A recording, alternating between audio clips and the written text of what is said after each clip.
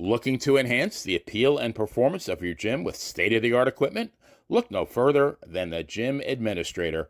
Founded by Sal Corrente, professional wrestling manager, promoter, and author of the great book Bruno Sammartino, the autobiography of wrestling's living legend, available on Amazon.com, the Gym Administrator will spot you on that final rep and assist you every step of the way from purchase through installation, whether it be strength training, cardiovascular training, or performance enhancement. The Gym Administrator works with a wide array of leading vendors and suppliers carefully selected to meet the diverse needs of your clientele. Service the way you remember it. Contact us at 914-494-1066 or visit our website at thegymadministrator.com, as well as all social media platforms. The Gym Administrator. All your fitness needs under one roof. Scan the barcode at the bottom of the screen to get started today.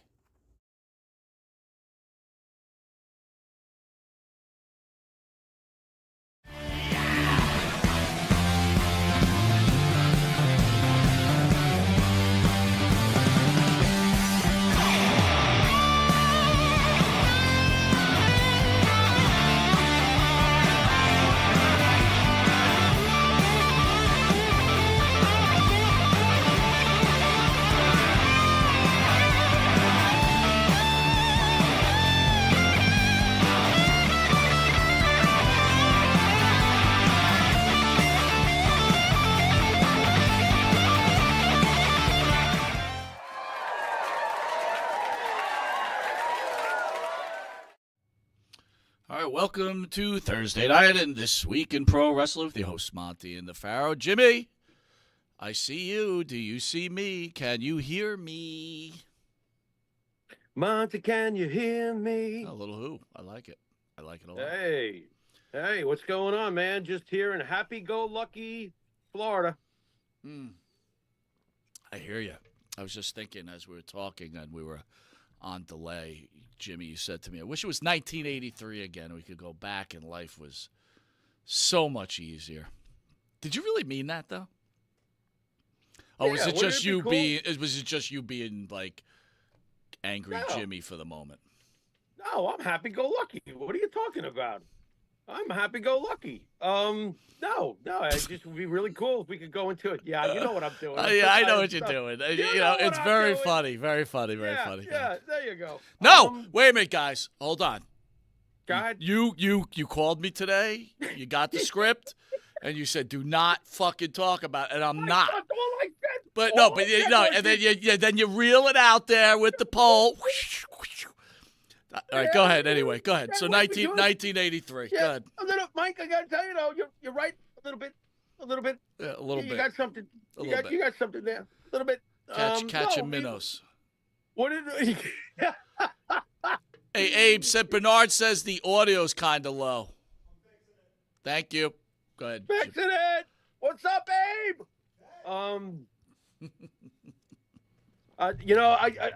Wouldn't it be cool though? You've called me plenty of times, like, man, I really miss those days when we used to watch it on USA Network in the middle of the night on summer vacation. We were just talking about the summer of MTV. Wouldn't it be great just to go into a time portal just for a day and experience a day like in the old pool in the old backyard with the MTV just getting started? It's August. It's 1982.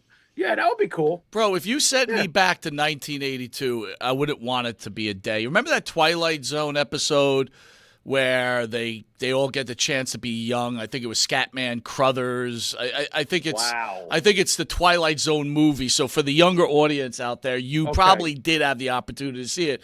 But Scatman Crothers gets all these old people from an old age home, and for one day they get to be young again. And one guy goes, "Screw this! I'm staying this way," and he leaves. Right, the English guy. That would be me, man. I would not come back. Right. Wow, I'm amazed you remembered that from. Now, Twilight Zone, the movie, that's like almost an afterthought in the history of Twilight Zone. That was not a bad movie. Didn't Hal Holbrook die making that film? Was it Hal Holbrook or was it who's the guy? He got his head cut off by a helicopter. Him and two children. I think I got the first name right. I don't think it's Yeah, Holbrook. I don't think it's Holbrook, right? I think I just saw Holbrook as Gemma's father on Sons of Anarchy. Never mind. But it was a house. Oh God, forgive me. But an actor passed away. No, Vic Morrow. Dick Morrow, very good. Nice job, buddy. There we go. Nice Hey, work. Who needs Google when you got the Pharaoh, dude? Right? Dude, just give me a minute. I was what was I off though? I didn't even have the initials. No, but so right. Dick Morrow and the two kids that were doing the Vietnam thing, a helicopter flipped over and cut all three of their heads off. Right, it was not good. Nope. That was a decent movie. Wasn't the beginning of that with Aykroyd, where he went and pulled that? Dude, that was all right. Little trivia. Yeah, what song is playing when it's Aykroyd and who's the comedian? I'm not going to remember. The Jewish comedian. He's awesome. One of the great comedians of all time. Right. But anyway, what song is playing in the car? I don't remember. I'll give you a hint. What? Bad. Bad Company? No, Bad. Name of the song. Creedence Clearwater Revival. Bad. Oh, Bad Moon Rising. There you go, buddy. Nice job. Oh, okay. Well, Bad Moon Rising, I think, was also an American Werewolf in London. I could be wrong about that. Dude, by the way, that's been on cable a lot lately, and I keep forgetting that guy's claim to fame was a Dr. Pepper commercial. You remember that? Right. God yeah. Damn, American Werewolf. We're old. American Werewolf in London is a great film. If nobody, for those of you who've never seen it, that movie was somehow managed to be very scary in some scenes and very funny in others. Jason Morning is right. I'm wrong. I led you down the wrong road. Thank you, Jason. Midnight Special. It's the Midnight Special, and right. It's Brooks, not Jason. It's not Alan Brooks. It's good God, Albert Brooks. Albert Brooks. Thank you. I know you're talking Let about. the Midnight Special. Nice. When you wake up in the morning. There you go. Yeah, nice. Good stuff. That's some great stuff. Yeah, it was. So Jimmy, Excellent. before we get into some wrestling talk, we were talking earlier this week. We were just talking about when we were younger and when we used to hang out and kind of telling the stories of just like growing up and things like that. And Jimmy, you want to tell a story that you actually swung a bat a week and a half ago or so, right? You were quite the softball player, and you got to swing the bat a bit. Yeah, I wanted to see if I could still hit a ball. So basically, I did. I was able to just walk up and take a swing, and it was pretty interesting. It's nice to know I still have hand-eye coordination. Wait a minute, I got another comment just shocking the hell out of me. Matt Sharkey, always good one. Jennifer Jason Leigh is Vic's daughter. I had no clue about that. Now I have to look that up too. You know who Jennifer Jason Leigh is, right? Probably not the way you would. You probably name a bunch of movies. I can't associate. You know her from Fast Times, right? Fast Times at Ridgemont High? Yeah. Yeah, sure. Fast Times at Ridgemont High is Sean Penn and Mr. Hand to me, and I guess Phoebe. Phoebe Cates. Phoebe Cates, yeah. Right. Phoebe Cates married like an old guy, man, like a real old guy. How come like? Well, you're married. You just got married, so you're a newlywed. But like, how come I can't hook up with some like? Well, what am I, 57 now? So 57. How about a 37-year-old? 37 seems okay, right? I don't like the math. Why? I don't like the odds. Fuck the math, bro. Well, I'll tell you why. Because the younger generations, it's almost a little. Look, I've always preferred somebody who has more experience than me. Really? All right. Why? In life. Why? Yeah, in life. Because a partner should not just be an object. A partner should be somebody you can go to with life issues. Listen, the chat's pretty good here, dude. I just got to interrupt you. So Jason's like, Phoebe Cates married a billionaire. He's wrong, but Benny jumped in. He was right. He said, no, it's Jamie Gertz married a millionaire. You remember Jamie Gertz from Lost Boys? Okay. Hot as hell, bro. Hot as hell. One of the hottest girls. She's like one of the most richest women in the world right now. Really? Yeah. Okay. But anyway, back to why you wanted more experienced women. Just how about more experienced person? Period. somebody who's been through more than I have, and someone who knows more about life than I do. You know, when you have someone younger than you, and if you're talking about a gap that big, they're not going to have the same. They weren't brought up the same way you were. It's going to be a lot harder, bro. It's going to be a lot harder for you, most likely. You know, that's listen, just my opinion. I think in my mind, there's exceptions to it. I think in my mind, I want something different, but in reality, dude, at this point in my life, I think, like I said, I think I could live in an apartment with a dog and just work, come home, make myself dinner. But the only thing is, it has to be warm. Like, I know you're not having a good time in the heat in Florida right now. It's hot up here in New York, but it's like, bro, I'll take the heat way before the winter. I can deal with the heat. You know what I'm saying? In fact, when we're done with our 2 shows tonight, I give my dog, because he's older now, so I don't like to bring him out in the hot.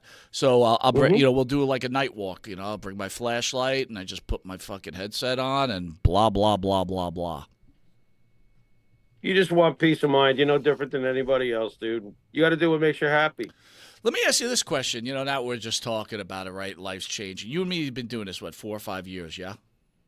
Do you want to know the truth? Yeah, go ahead. Because you know how I am with numbers. Give me the numbers. Here's the amazing thing. Yes, on YouTube, we haven't even approached the 4-year mark. We're getting to the 4-year mark soon. Right. Okay, on YouTube, yeah. right? Uh-huh.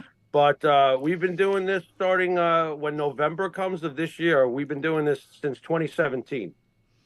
So that makes it 7. So we were just breaking the 50 mark when we started this, right? Yeah, that's correct. I had actually you had just turned 50, and so did I, basically. So again, you and me are both pretty temperamental guys, right? So no, in our own ways. No, you're happy-go-lucky. You keep going to the well, dude.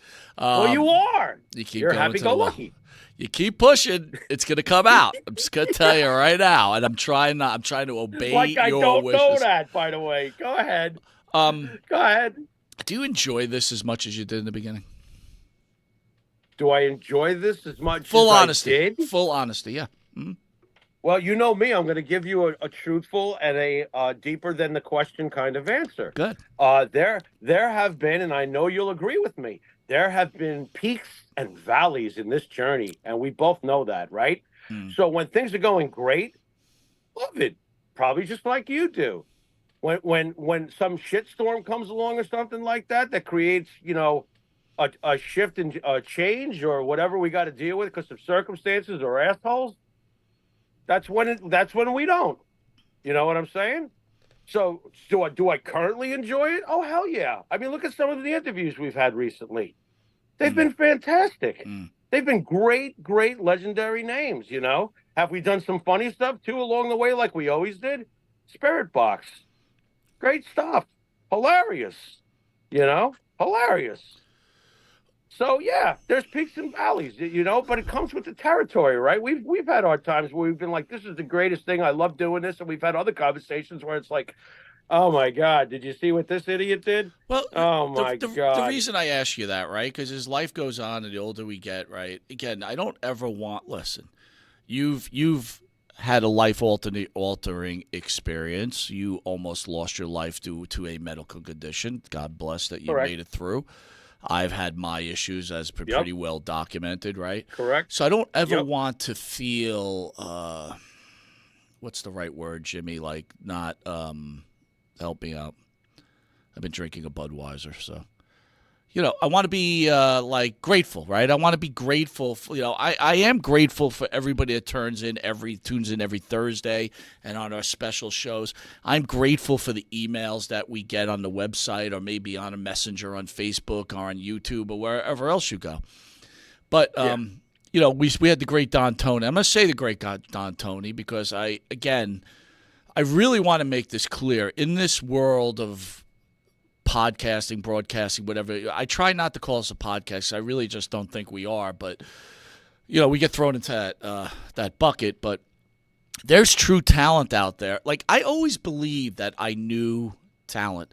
So, again, guys, appease me on this conversation. We're coming out of 4th of July and you're looking for wrestling talk. But you know how we get sometimes. So, when I met Jimmy, I was telling a story to Benny. Jimmy was one of the, again, you remember something. I was a kid, teenager, jock, maybe. You know what I mean?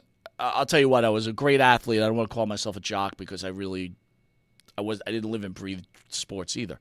Nor did you hang around them on a regular basis. Right. But as athletic gifts, I would say I was pretty high level. But that's not the point. I'm not trying to. I'm kind of digressing. Yeah, Jimmy, but you were. Go ahead. I met Jimmy, and Jimmy was one of the most talented human beings I'd ever met from his music. And I'm talking way before he was a rock star or whatever else. And the interesting story for people who don't know, Jimmy used to write a dirt sheet way back before, I would almost say when PWI was just like 8 years old or 5 years old.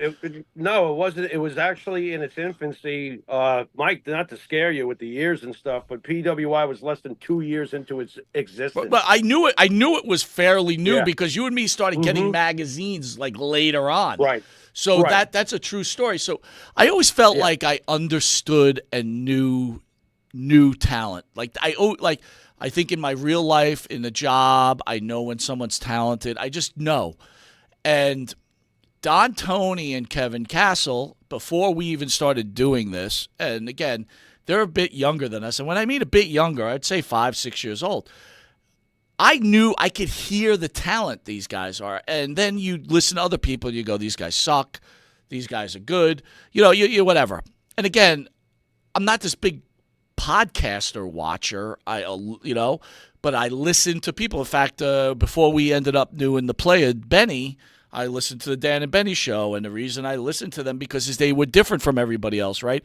They didn't have the same guests that Hannibal has and we have and all that other bullshit, right? They had these kind of inner workings people, which I always found amazing too. But anyway, the point is, as this gets thicker for me and I see more and more shows go out there, and I think to myself, Jimmy, and I got to be honest with you, and I'll talk to the people out there too, I'm a bit annoyed. It's hard for me. Like, I go to myself, do I think we're good at what we're doing because it's me? And I don't want to admit, like, I'm looking at through rose-colored glasses, or because I hear the shit out there. And, Jimmy's constantly yelling at me because I'm constantly complaining because I'm like, I don't get it. I don't get it. Bernard says he actually discovered this show through Don Tony. Bernard, we are glad to have you aboard, and I'm glad that you enjoy the show. It's very cool. It's very cool. But I listen to the shit out there, man, and I'm like, I don't get it. I don't understand how someone can sit and listen to this. Now, I understand everybody's got differences. You know what I mean? But I will tell you, it's harder for me to have fun here when we do this because it's really aggravating me. It's really eating me up. You and me put a lot of time into this, man. You said this a couple of months ago. Any money we've made, right? We've went and sold sponsors, right? Any kind of social media money we have, we've put it back into the show, right? We don't charge people to listen to us or anything else, right?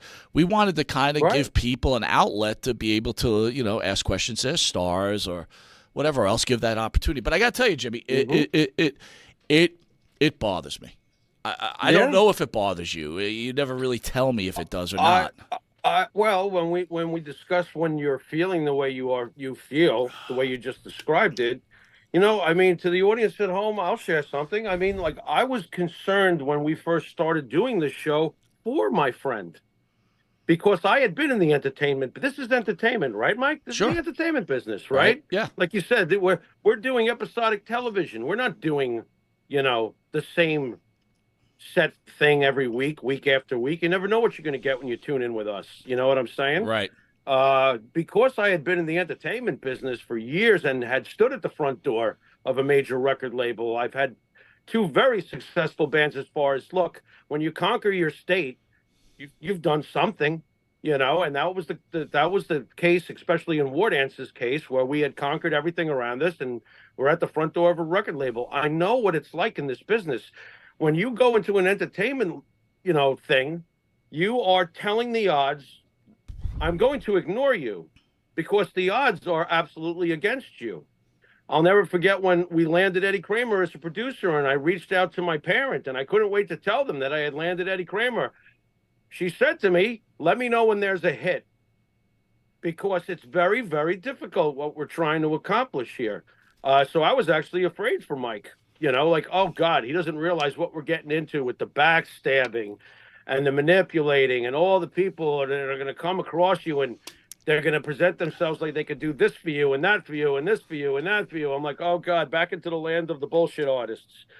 As a person of experience with that, that's what I was afraid of, you know. But, the only advice that I've always given you, Mike, is that know the odds. If you know you've got something good, aggressively pursue those who you think can actually get you to a front door. Everybody else is just giving you false promises, and watch out for everybody. But Mike knows this anyway. Right, Mike? No, mean, I know at it. the end of the day. RJ, thank you for the kind compliments. No, I do understand it, man. But it's such an up and down thing. Like, we do an interview and we'll get emails and you feel good and everything else, and then you turn around and you you put on some schmuck show for whatever reason. It comes across your feed. And again, like, here's the deal, dude. See, I don't know if you can see it here. I'm putting on my phone, right? So I'll put my phone down. I'm doing work. It's playing YouTube. I'm just listening. I'm not watching. And then when something's over, it moves to something else. And you always run into some fucking bullshit. And you're like, I don't. And then you look and you go, are you kidding me? And the dude's got 250 people sitting in a room viewing him, hanging on every word. And I'm thinking to myself, right. Do I belong in this world? You know what I mean? You do, because the show speaks for itself. At the end of the day, when all these the pressures of how come we're not where we're supposed to be, when you get past all of that, because that comes like a peak in the valley, that kind of emotional hit where it's like, what the hell's going on? Why am I doing this? What are we doing this for? We're doing this for the reason that after we're long gone, no matter what level of success we get to, there will be generations that will, if there's still an internet, if we don't blow ourselves to kingdom come as a race, there will still be this library, and there will still be all of these wrestlers, and there will still be all of these good moments and all the hard work and the good product that we gave to people who love wrestling, and the product that we gave to people who wanted to know more about wrestlers as people. We did a lot, and we've done a lot, and we'll be doing a lot in the future. DDP is coming in. Diamond Dallas Page is coming in. It's not like we're running in. It feels like sometimes, when you get to feel the way you're telling me you feel sometimes, it feels sometimes that we're running in place. Yeah. But we're not. Running with scissors would probably be the better terminology, right? Yeah, but we're not. At the end of the day, one great name after another continues to build up. People just discovered us recently when we had Don Tony on. I'm sure they're going to check out the library and go, you know what? I'm glad I stumbled across these two goofballs from New York. Right. You know what I'm saying? And what was your old thing you always used to say to me? Because plenty of times I've called you kind of saying the same thing you were saying, and I already know what to expect. And what do you always say to me? If we even made one person happy, didn't we do enough? Yeah. Fair enough. Just wanted to share my thoughts. Let's talk a little wrestling, buddy. Ronda Rousey on Triple H running the WWE. I think anyone's better than Vince McMahon. Ronda Rousey isn't pulling any punches when it comes to her feelings about how Vince McMahon ran the WWE while she was there. Former WWE superstar Ronda Rousey recently spoke on CBS Sports, basically say, I think anyone's better than Vince McMahon. There's only one place is to go up. I really enjoy Triple H and working with him, and honestly, I haven't been watching, but I saw something from Natty Neihart saying that they had a card recently and just as many women on it as men. What's your feelings on Ms. Rousey? My feelings are consistent. She's just bitter as shit, and who really cares what she's got to say? Well, again, I don't want to let you off that easy. Really what is she bitter about? The first run I thought was very successful. I thought she did huge things for the women's division. I mean, let's give her credit where credit is. I mean, the women's division was completely turned around by her. I'll never take her flowers from her. She's one of the most important women wrestlers of all time. She has to be, because of when she was, who she was, when she was. She's obviously bitter about the second run. Why is that McMahon's fault? I don't Well, understand. according to her, it is because he didn't let her do the things that she wasn't booked the same way. Now I got to agree in one thing. I'm confused why Vince didn't have her come back the same way she was the first time around, as far as her booking goes. But that doesn't, mean that she didn't take the paycheck. She did take the paycheck. So shut up. You were paid insanely well, and now it's just, the timing of your book and yada yada yada. Let's I'm going to give you my insight on Vince McMahon so everybody kind of understands it. And tell me if you don't agree with it, by all means, give me your counterpoint. Vince is an older man, okay? He's in his 70s. He was successful with this organization as a promoter, as a writer, everything that he's done, okay? He was wrestling. The formula he put together worked. When you, throughout life, do things and they work successfully for a long time and you get older, right? Goes back to the terminology. You can't teach an old dog new tricks. Times change. They've changed on us, Jimmy, right? I could even talk about my job, how the employee is different now than they were 25 years ago. You can't say something like, let's be honest out there, people. I mean, we want to talk about honesty here. In today's society, you can't say anything that's offensive to anybody, whether it's honest or not. Like, if this is in this time, like me and Jimmy have a relationship, just say in this time, Jimmy and I are building a relationship, and in this time now, and I told Jimmy what I honestly felt about what he was doing on something. People can't handle that kind of conversation anymore. And it's a new regime. So when everybody's talking about what a great job Triple H is doing, well, Triple H is part of a new regime with a clearer mind. Of course it needed change, right? Today's wrestler is different. Today's wrestler wants to be coddled and loved and everything else. Vince wasn't capable of doing. He was obviously capable of showing love and caringness towards an employee. He did it throughout his entire career, or towards an independent contractor. But he's unable to give the kind of management and leadership that this type of wrestler needs now. I'll make this statement, then, Jimmy, I'm handing the ball to you. I will tell you this, just like the state of this country, the WWE is seeing great times right now. Soon the wrestler will have all the power. I am telling you now, and you will see the downsizing of the WWE, the closing of AEW. You will see, the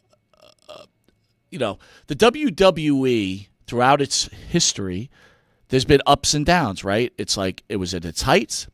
And then the fans all got old, so they had to rebuild with young fans, and it's a height. You're in the heights right now. Let's be smart here. Can this new regime handle the downturn? I'm going to say no. All right, Jimmy, it's all yours, bro. Well, first of all, everything that you said about Vince, I tend to agree with. He certainly wouldn't be capable of dealing with today's softer wrestlers, that's for sure. To use a baseball analogy, a guy like Billy Martin could never exist in today's baseball because he would be way too hard on them. So you're right about that. I do agree with you. I'm a bit of a pessimist. I think that if that does happen, no matter what the company is, no matter who the company is, if wrestlers take over, it's over. There can't be that. There can't. They've never proven it historically that wrestlers can long term for generations, the way a McMahon did it. No, I don't think that will happen. Interesting comment out there, Jimmy. I want you to answer this. Bernard says Vince made money, but he never had the boom we have now. Do you agree with that comment? No. I don't either. No. And I'm assuming Bernard's younger than us, so that's okay. Which is fine. Even if Bernard's not, I mean, if you're from our time period and you saw the different steps in the evolution of pro wrestling, you would know what we already know. There's been 2 huge booms. You want to talk booms? There's been 2 atomic explosions in WWE and its history. And the first was the obvious with WrestleMania into Hulkamania. Real into quick, all the Jimmy, things that Bernard happened. says in the last Yeah. 10 years, so he's correcting himself. Understood, Bernard. Go ahead, Jimmy. Go ahead. That's fine, but just historically, just to finish the thought, the first atomic, for lack of a better term, the first atomic bomb was Hogan, WrestleMania, and everything that came with it and followed. The second atomic bomb is obvious. It was the Attitude Era. There has been nothing like either of those eras since. I'm period. gonna say this time around is equaling those booms. I do feel that way.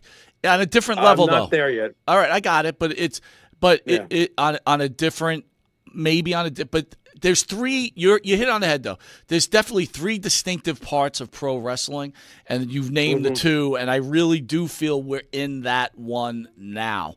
The question, We're in a great time period. yeah, absolutely. We're in a great time period. I think we are, as far as business for pro wrestling. Absolutely, we're in a great time period. It's just appearing in a different form, I guess. I mean, if you look at back on other sports and compare different eras, some eras feel bigger than others. But I here, mean, but here's let the me put it this way, Mike. You're a football guy. Yeah. You were a hell of a football player back in high school. So let me ask you it this way: do the New England Patriots really feel the same as Montana's 49ers or Bradshaw's Steelers or Staubach's Cowboys or even Aikman's Cowboys? That's a great question. I think they're all like standalones, but I know where you're going with this, and I see get what it. I'm trying to say, I get it. though. Maybe it's the time we're living in, though, which really can't be held against the product, No, right? it can't. But here's the thing: how tested is TKO? How tested is Triple H and Shawn Michaels? Because the going is going to get tough. Right. Okay, this business, everybody. Right. Me and Jimmy have been around for a long time now. Yeah. We've seen, when people go, back in the 90s, the Garden had 2,000 people in there. Yeah, bro.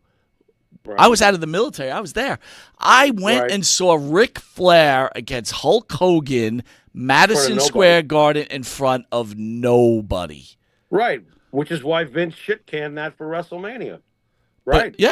But I got to tell you, though, Mike, I got to tell you this, though, to conclude my side of why I think we're going to be okay as far as our lifetime goes. Yeah. I do trust Triple H. I do. I cannot tell you how, I've said it before, I'm on record anyway, but I cannot tell you how happy I am that he's making those decisions and that he's got HBK down in NXT training the guys. I think it's great. I don't think that Triple H is going to fuck up terribly, not the way you're getting to, but what you're getting to, what you see, I see in the successor of Triple H, because that's when I truly get scared. But I have said it. Here's the miss, I think, Jimmy. Yeah. It was a family-owned company. Right. So they understood how to get through the hard times. We saw it, and it's funny, we saw it in WCW, right? Time Warner was like, we're bleeding, get out. Right? If this starts to falter, does TKO go, okay, cut the roster to a third and just give us programming, no more house shows, and you all of a sudden see things, instead of saying, hey, guys, weather the storm, we've been through this, wrestling's cyclical, right? It does this. No, we can't afford that. Cut your roster. No house shows. Lower the pay-per-views. Blah, blah, blah, blah, blah. That's my question. Dude, I'll take it a step further. What if they turn around looking at the budget and whatever and decide that they're going to replace Triple H with some bozo that wants to give, I don't know, Seth Rollins the Spartacus haircut? Good point. You know what I mean? God, then we will see the end, as we know it. And, everybody's like, well, they could go to AEW. I got to feel, we discussed this, what are we 5 years into AEW now? Somewhere around there? Yeah. I have to tell you, I do not believe that company's making any money. And there's got to be a point where Daddy's got to pull the plug, right? He's got to pull the plug. No. It's funny. Like I told you, they feel like an expensive version of TNA. And that's almost not fair to TNA, because at least TNA grew Samoa Joe and AJ Styles and, a bunch of others.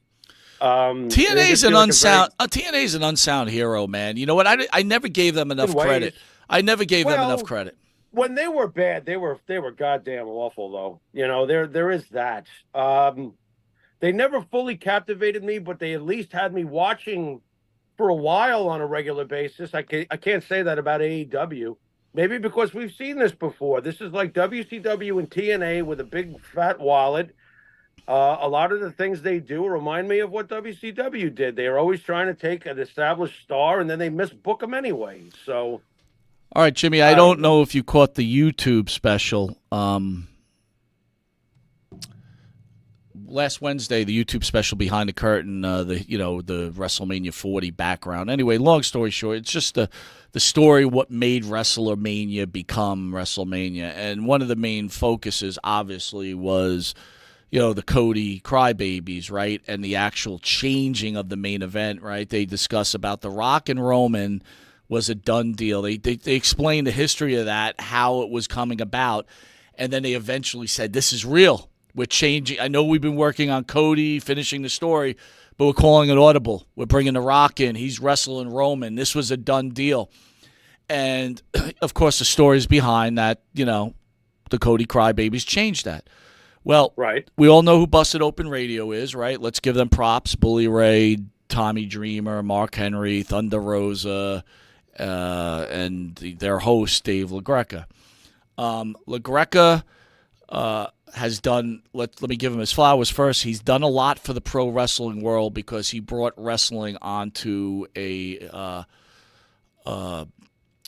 forum that it never got that opportunity before. You had the Arizzis of the world that paid for radio and Vince Russo who paid for radio spots. Let's get real. This is how that happened.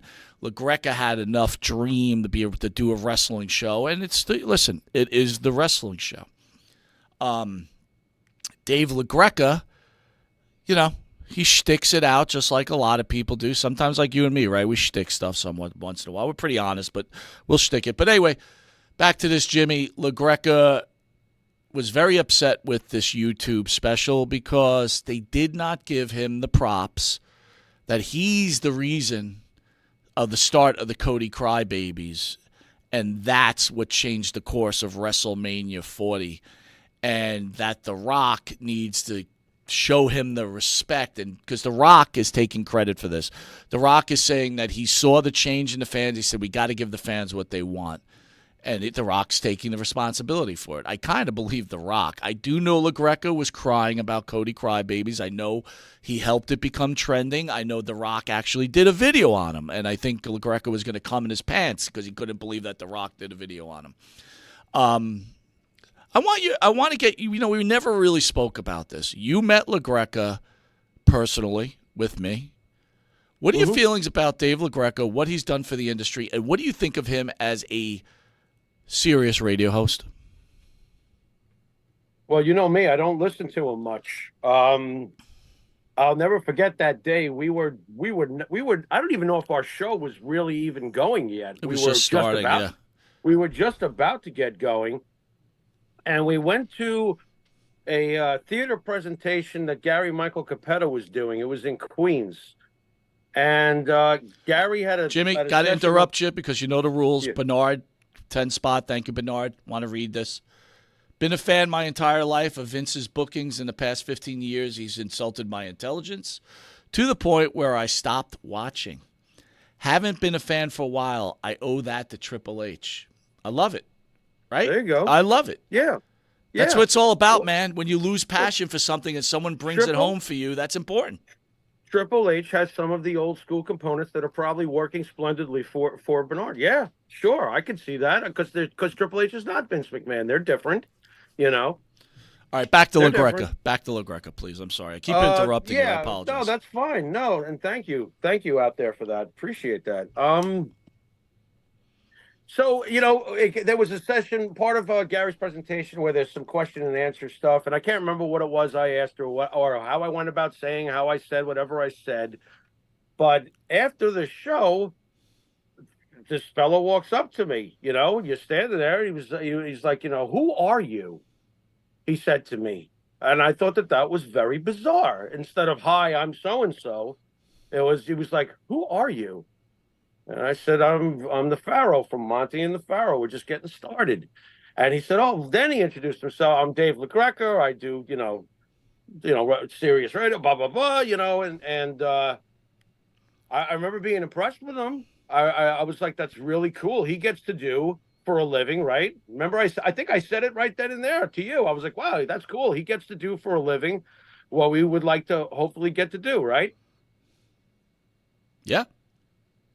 You know, and I never heard boo from him again. You know, basically, you started listening to him. You know, I never heard boo from him again. And then, you know, I would start getting like, you know, did you hear him? I think he's repeating some of the shit you're saying. You know, and I tuned in one time. I'm like, wait a minute, I said that word for word last night. I'm like, what the, you know? So I was always confused by Dave LaGreca. I know for a fact he thinks we're talented. I know for a fact he thinks we have a certain something. It disappoints me that Dave LaGreca has never reached out to us to try to help two guys from New York from his own backyard. If we could be very honest here. That's your biggest. That's always been your biggest problem. Real quick, Jay Will says April 2024, Forbes ranked AEW the third most valuable combat sports promotion in the world, with an estimated value of $2 billion behind Ultimate Fighting Championship at $11.3 billion and the WWE at $6.8 billion. Interesting. Damn. I don't believe it, but that's okay. Forbes knows more than me. Hey, look, Forbes knows more than me. I just don't believe it. I can't imagine that company is worth that kind of money. I mean, what are the Yankees worth right now? Oh, God, billions. I don't have any idea. But, so you're saying AEW's $2 billion? The Yankees are worth, what, $100 billion? I don't know. Who knows? Gazillion. So good point there. LaGreca, I agree with you. LaGreca, like, how do I do this? How do I say this? LaGreca obviously brings on Bully Ray, right? Makes sense. Brings on Mark Henry. Okay. Of course. Wait a minute. No, you know what? Hold on. Let me check that. Brings on Bully Ray. Makes sense. Brings on Mark Henry. No, doesn't make sense. I'm sorry. Mark Henry has no right being on the radio. He's terrible. Okay. Brings on Tommy Dreamer. Sorry. Again. I get you. No. I get right. You. Okay. Right. Brings on Thunder Rosa. Oh, no. Come on, man. Yeah, I know. And then and then they have a weekend spot, right? And there's look, to be honest with you, there's Don Tony, there's other people. He brings on this girl, Denise Salcedo, okay? Now, the girl's got tons of followers on YouTube, tons, right? My wife, I have Fight on my Sirius radio in the car. I have the Fight channel on. And on the weekends, that's all they play is just the reruns of these wrestling programs. And Salcedo does the weekends. And my wife, and again, this is someone that doesn't know anything. She goes, can you turn this off? This girl is awful. And I said to her, and again, I'm sorry for Maria and some of the other females in the room, I said, she's not even good looking. And my wife's like, what does that have to do with anything? And I said, well, I don't understand it. Like, look, I'll be honest with you, right? I've had communication with LaGreca, right? He's asked me to call the show, right? Sure. Blah, blah, blah. Yeah. Mm-hmm. Instead of putting these famous people on, why wouldn't you give an opportunity to a show like this who has this huge library where you could take our canned shows and put them on there on the weekend during, midnight? You know what I'm saying? Yeah. I know a lot of people have this dream of getting called by Sirius XM and Busted Open Radio, but the problem I have is going to the back of the beginning of the show is either I think we're better than we really are, which maybe I am, and that's why I love people, they'll tell you, or I don't know what's going on. I'm serious, and it's troublesome to me. It's troublesome. Yeah. What's more troublesome is that, the only thing I would ask LaGreca to ponder is to remember what that kid from Long Island did, that kid Howard Stern. Had you ever heard of Baba Booey or Robin before Howard's fame? No. Had you ever heard of Jackie the Joke Man the way the nation knows him now? No, not really. Howard Stern had the foresight to bring people along that he saw had talent that they didn't have to be a legendary figure in the business to complement his shtick. We're a shtick too, and we're a damn good shtick. Here's the one thing I enjoy. So I believe, Mike, just to finish my thought, I believe that if he partnered up with us on the radio, we would have killer ratings, and he wouldn't miss a fucking beat. Well, this is what made me feel good about it, Jimmy, because in his world, he's the Rock. In our world, he's the Rock, and we're him. He's now the Rock looks at him like he does us. Right. And now he's all upset because he just got bye-bye, get out. Well, shit happens. Listen, when you're in the catbird seat, you have all the rights. My only point is this. It's like I just don't understand the non-talent out there. Dude, again, I don't want to talk much about it, but I got to just say it. When I see a guy like Lee Cole doing a YouTube channel on wrestling, he doesn't even watch it, and, 200 people come to listen to him because his claim to fame is a brother who claims that he was sexually harassed, not even raped or anything else, not that, he has one or the other. A brother you didn't talk to, and all he does is go in with the same story and the same lies. I mean, if you're a listener to this guy, he's been promising that Vince McMahon was going to be behind bars about a year ago. It still hasn't happened. You know why? Because it's not going to happen. It's like, wake up.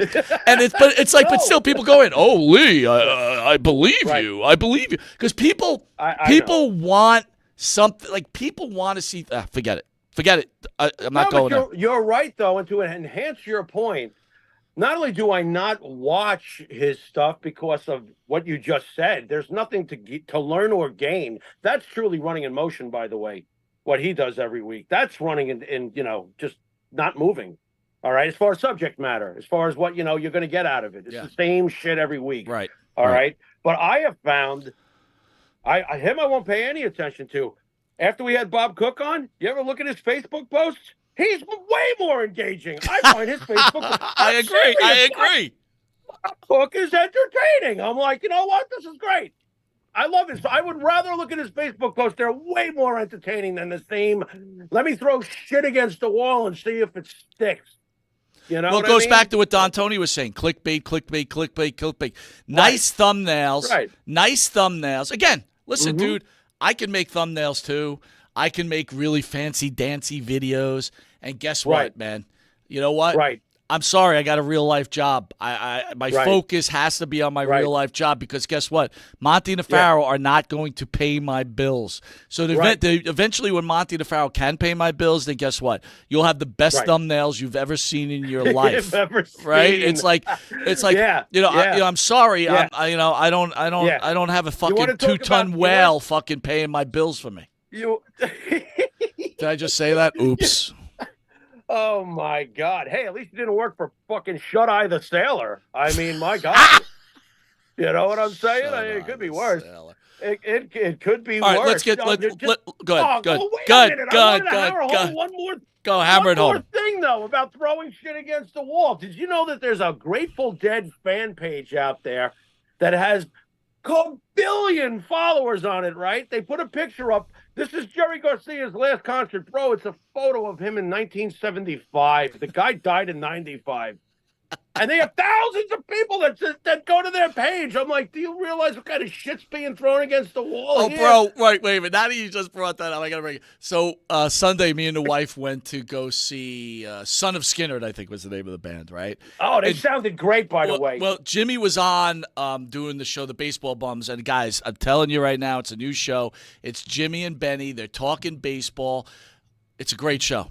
Sunday at 8 o'clock, so it's your home before work. I'm telling you, must listen. They did one show, and I said to Benny and Jimmy, you got to keep doing it. It's going to catch fire. It's really good. But anyway, I'm at this concert, and Son of Skynyrd's on, and Benny and Jimmy are about to go on. So I'm letting them listen to the concert a little bit. Yeah. But the funny point about it, they were very good, by the way. But the funny thing about it, that you mentioned Garcia, is there's people at this concert in the state park wearing their Skynyrd shirt, and I'm like, dude, my God, losers. Wrestling isn't the only place with losers.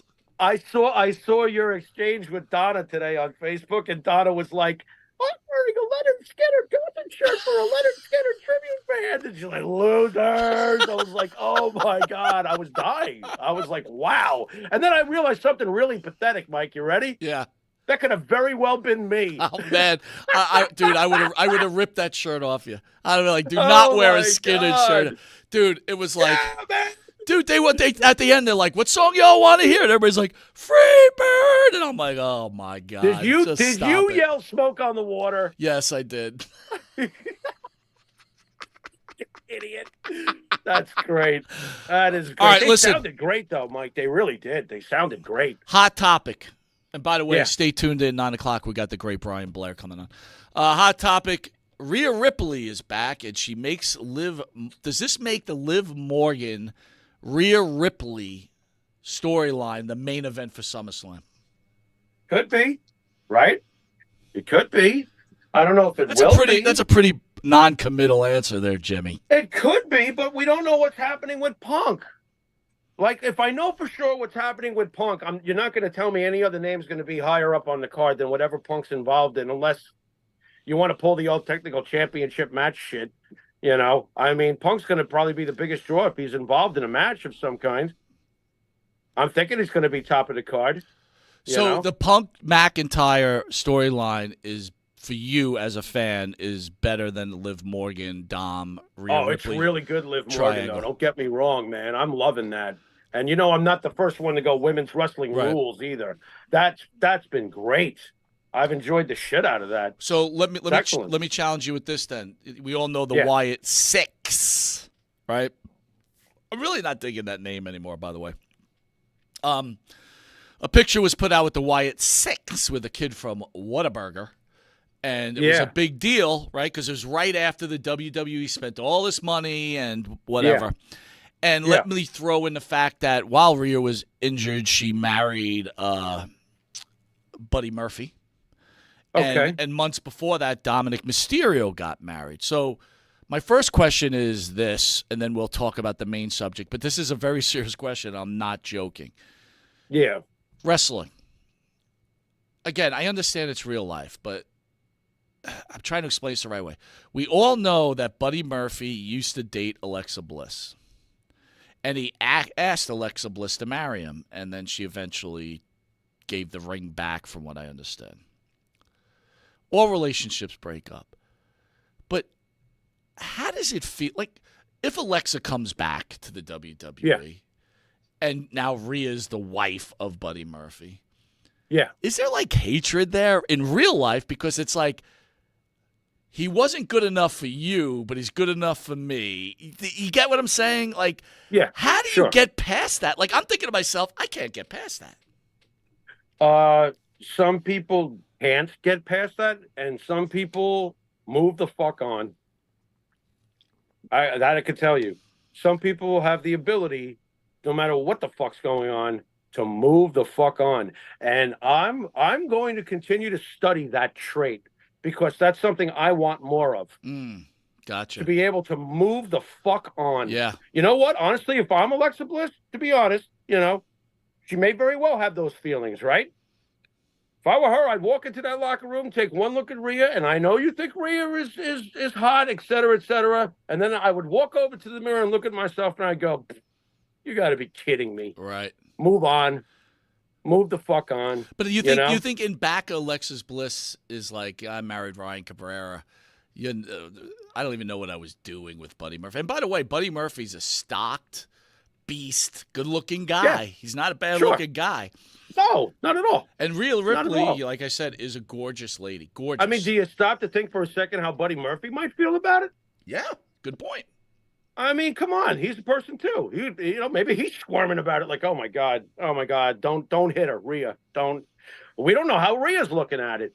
Rhea could be very well, even though she's the one that got Buddy in the end, maybe she could be the one who would be like, I don't want this tramp in the locker room. Well, we don't know. You know, and that's what I'm talking about, legitimate heat. Like, is there a point like Rhea's like, I'm the main star here, I don't want this bitch back. Don't take her back. It's possible, but I don't see this is where Triple H probably would be like, let's go have a talk about this. Calm the fuck down. Or is Triple H the guy that's like, well, I really don't want to fight with the talent and lay down the law, so let me just say, okay, Rhea, and not bring her back. He doesn't strike me that way. He doesn't. I mean, if you're asking me my opinion on Triple H, the man, I don't know him, obviously, but he doesn't strike me like that. I think that he learned enough from his father-in-law about the cash register side of things I don't think that he would just dismiss Alexa Bliss, who is worth something to that company.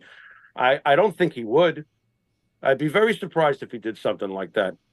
So my next question is, now you got this great storyline, Liv Morgan, Wyatt Six, Rhea Ripley, Dominic Mysterio, and they're all really putting their real life out there on social media. And I understand it's a different time. Yeah. But do you think it's a point where wrestlers need to be a little more kayfabe, like The Undertaker? That guy lived the gimmick, or is that too much? I wish they would. You know, I know that the old school wrestlers probably secretly wish they would, if they don't tell them to their face when they cross paths with them at events or whatever. I wish they would. I think that it would only help wrestling if they went back to that sort of thing. Do they have the right to interact? Sure they do. Have a private party. Have it at one of your mansions, because let's face it, the wrestlers today that are working in WWE are wealthy. Have a private party. Have it in your backyard. Tell everybody to put their cell phones in a basket. Let's all go have fun. You want to do that? That could still be done. Does it ruin it for you as a wrestling fan?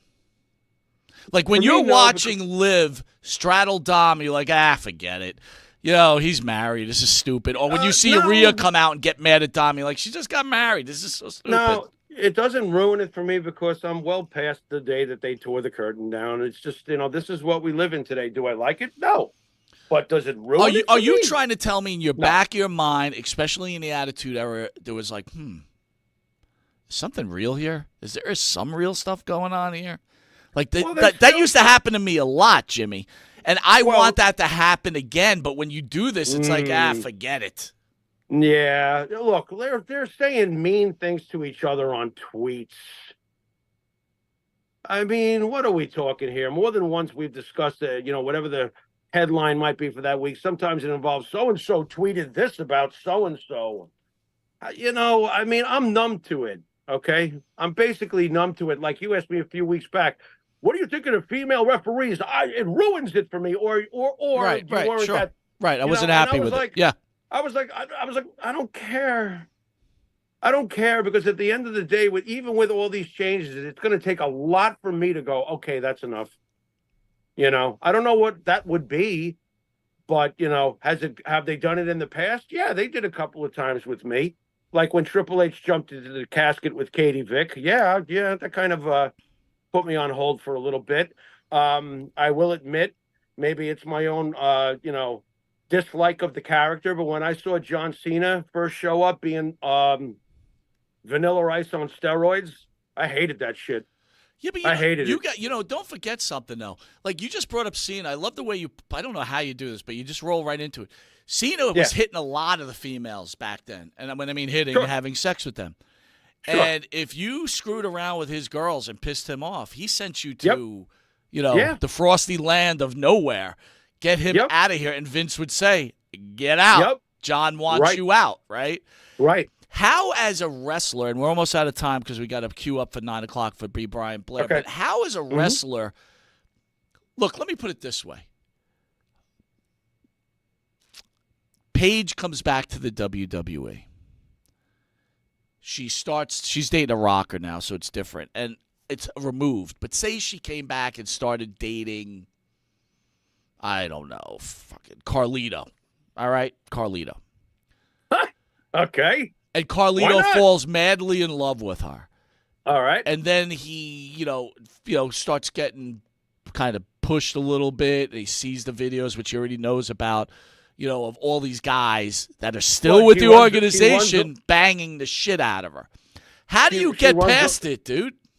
You don't. What, like she runs off with Santos Escobar? Is that what you're getting? No, but what I'm saying is, like, how do you build a serious relationship knowing that, the New Day pulled a train on her on video that everybody saw?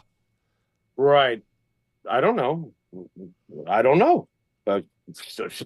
Are these weird thoughts in my head? Are they? No, they're perfectly abnormal normal. Tell you the truth, I don't, look, I wouldn't be approaching her to date her. Okay? If I was one of those wrestlers, I would certainly not be approaching her to look for a relationship, because there's been some rocky hills on those mountaintops there. No thanks, man. I'd be staying far away from that, just honestly. You know, Why'd you get I yourself don't know. involved? We're a Yeah. long way from the wrestlers that we talked about that either got high and dropped dead and got brought back to life by a couple of paddles and then did it again. Today's wrestlers play video games and screw each other on video. It's just it's a whole nother planet, dude. The weird time we live in. I mean, we got a guy in the White House can't form sentences. What are you gonna do? With that, send us out. I want everybody to remind everybody, just in 15 minutes, we got the great legend B. Brian Blair on. I'm very excited for this as we continue the march on to try to get something done around here. Jimmy? And on that note, you've been watching This Week in Wrestling. We will see you in a few moments with Brian Blair. Later.